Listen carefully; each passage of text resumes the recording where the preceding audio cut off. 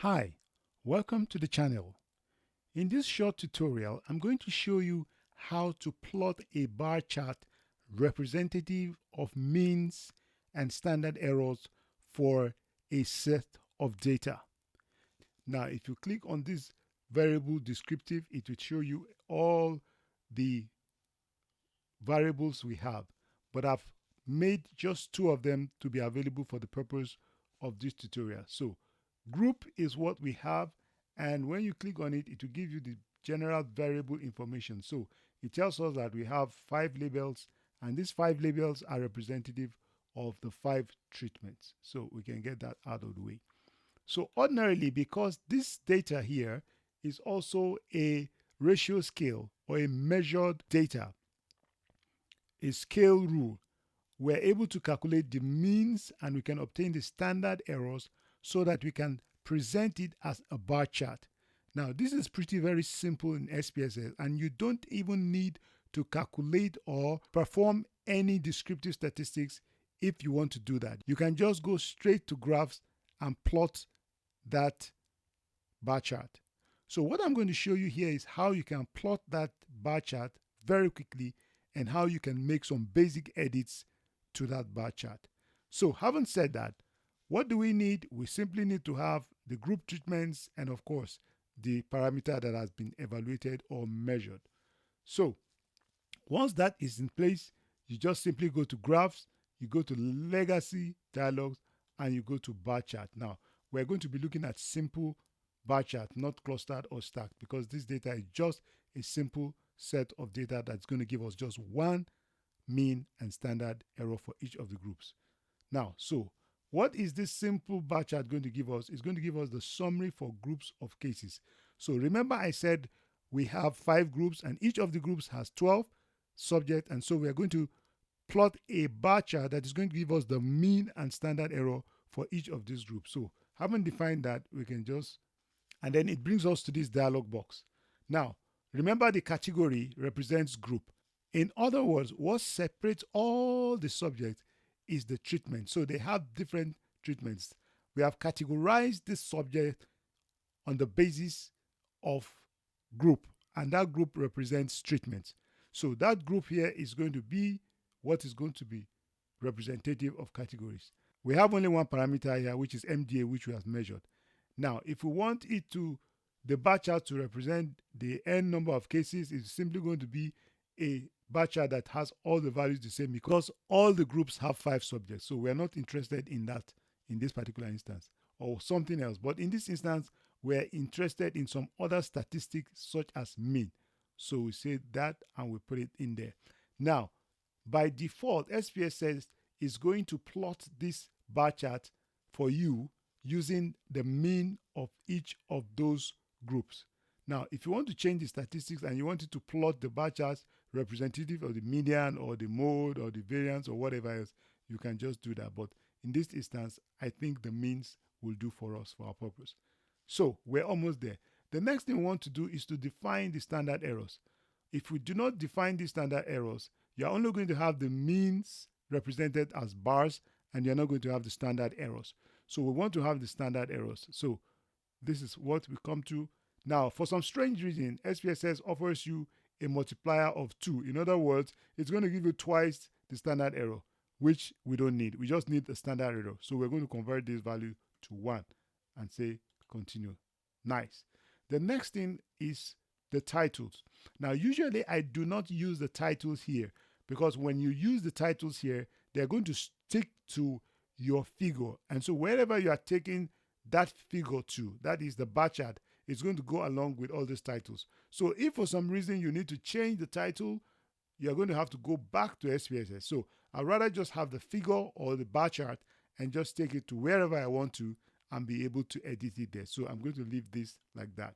All we need to do now is just say okay, and we have an output. Now, this is the beautiful bar chart that SPSS has given us.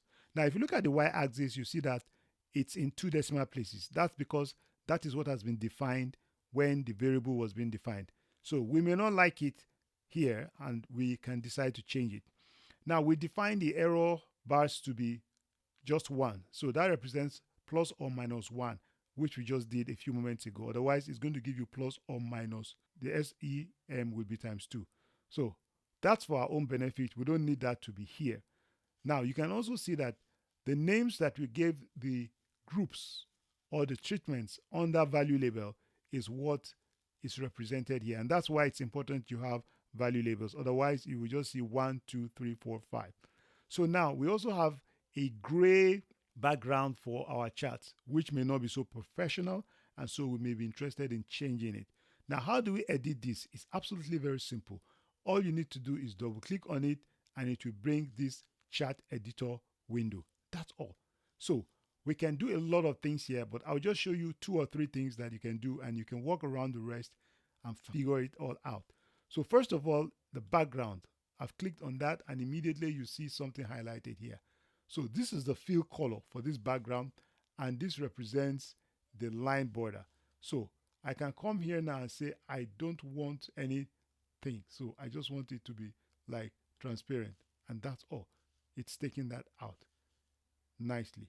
Now, supposing we don't want these 2 decimal places, all I need to do is double click on that axis, and it comes up with another dialog box, and go to number format, and you can see the 2 decimal places, and I just take it out and make it 0, and I just say apply and close, and you can see that's gone. Now these error bars that is showing up here, we really don't need it. I can click on it. Right. Something else we can do is to look at the X and Y axis, and we can decide to increase the weight. So if I click, double click, you can see it highlighted, and now can go to the lines, and I can increase the weight to 1 point and say apply, and you can see it's now thicker. I can now come, while this dialog box is still open, I can double click on the X axis, it selects that, I change this to 1, I say apply, and I'm good to go. So now you can see my axes are more prominent. That's the X and Y axis. Right. So now you can look and see that everything is looking boring. All the bars are looking the way they are. So if we want to edit them, I just double click. And once I double click, you have this dialog window open. Now, if you look very well, you see that all the bars are selected. So whatever I do here is going to affect all the bars. So let me just show you an example. Assuming I now choose a pattern like that, this is the pattern, and I say apply. It applies to all of them. But supposing I want to make each of the bars different. Now, while all of them are selected, I will now come and select one. The moment I select one, all the others are deselected. I can now change its own pattern to say horizontal and say apply. There you go. I come to the next one, I select it, all the others are deselected. I go, I give it a different thing, I say apply. Let's move this out of the way a little bit. You see that? Now I click the next, all the others are deselected. I come to the pattern, let's take something a little bit more dramatic. Apply. I click on the last one, I go to pattern, I give it something different, and I say apply. So with that, we have been able to successfully make each of the patterns for each of the bars different. Now, supposing we want to insert a symbol to show that there's a significant difference, for example, between diabetic control and this vehicle control. We want to put an asterisk here. Now, to do that, we just need a simple thing to do. We just go to add text, insert text box, and straight away you have a text box. I have my text box now, and I select the information in the text box. Sorry, I have my text box, then that's my text box. Now, I can change the font type and all of that if I need to do that, but I don't think I need to do that in this instance. So now we have the text box. We can now go to this text box. We can reduce the text box, and then the information in the text box, we can now select it and replace it with an asterisk. There you go. Now, remember it's a text box, so we can now carry this text box and place it nicely on top of this place, and there you go. So, am I happy with that? Yeah, I think I'm happy. Now, something else you can also do is you can change the order of the bars. So, if I double click on the bars again, you can see bar options. You can do a lot of things, depths and angles, and stuff like that. So let's look at the variables. Now I can change the order of the variables. Here you can see the vehicle is the first. I can decide to take the vehicle and move it all the way down and say apply. And that the vehicle is now the last. But I think I like the vehicle to be the first. So that's something else you can also do. So you can also affect that. You can change the depth and the shadow, make it flat, give it a three-dimension effect, and all of that, and even the size of the bar chart. So this is how simple it is. Once you are done with that, you just click out of it, and everything you have done is ready for you to go. And that's how simple it is really to plot a bar chart and edit it in SPSS statistical software. If you have found value in this video, subscribe to the channel, like, share, and turn on the notification so that you can get updates when new videos are uploaded.